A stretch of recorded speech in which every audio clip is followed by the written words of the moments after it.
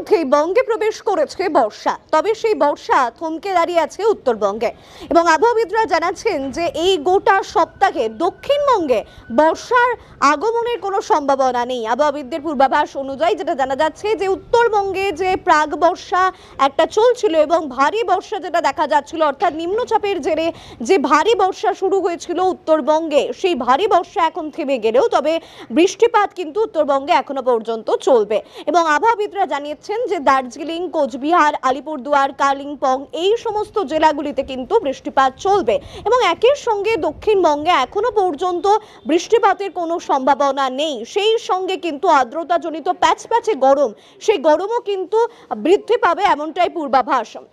অর্থাৎ এই গোটা সপ্তাহে বৃষ্টিপাতের কোনো সম্ভাবনা নেই এবং একই সঙ্গে যেটা জানা যাচ্ছে যে পশ্চিমের জেলাগুলিতে তাপমাত্রা আরও বৃদ্ধি পাবে এবং এই সপ্তাহের ঠিক শেষের দিকে 2 থেকে 4 ডিগ্রি টেম্পারেচার আরও বৃদ্ধি পাবে এমনটাই কিন্তু পূর্বাভাস এবং আবহাওয়াবিদরা জানাচ্ছেন যে বিক্ষিপ্তভাবে বৃষ্টি হবারও কোনো সম্ভাবনা নেই, তবে কোনো কোনো জায়গায় মেঘ জমে সাময়িক বৃষ্টিপাত হলেও হতে পারে, তবে এর দরুন কিন্তু কোনোভাবেই আর্দ্রতাজনিত যে গরম, সেই গরম থেকে কিন্তু রেহাই পাবে না দক্ষিণবঙ্গবাসী।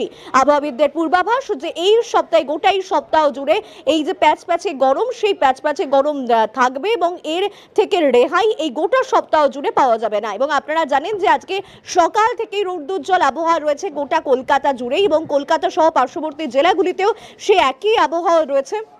আবহাওয়াবিদদের পূর্বাভাস রয়েছে কলকাতা, হাওড়া, হুগলি, উত্তর 24 পরগনা, দক্ষিণ 24 পরগনা, পূর্ব মেদিনীপুর, পশ্চিম মেদিনীপুর, বাঁকুড়া, নদিয়া, মুর্শিদাবাদ এই জেলাগুলিতে এখনো পর্যন্ত বৃষ্টিপাতের কোনো সম্ভাবনা নেই এবং গোটা সপ্তাহে বৃষ্টিপাত এখনো পর্যন্ত হবে না, অর্থাৎ দক্ষিণবঙ্গে এখনো পর্যন্ত বর্ষা আগমনের কোনো পূর্বাভাস দিচ্ছেন না আবহাওয়াবিদরা। আর আজকের সর্বোচ্চ তাপমাত্রা 37 ডিগ্রি সেলসিয়াস এবং সর্বনিম্ন তাপমাত্রা 28 ডিগ্রি সেলসিয়াস, যা স্বাভাবিকের থেকে 3 ডিগ্রি বেশি। कैमराय शुभजीतेर संगे मौमितार रिपोर्ट, न्यूज 7 कोलकाता।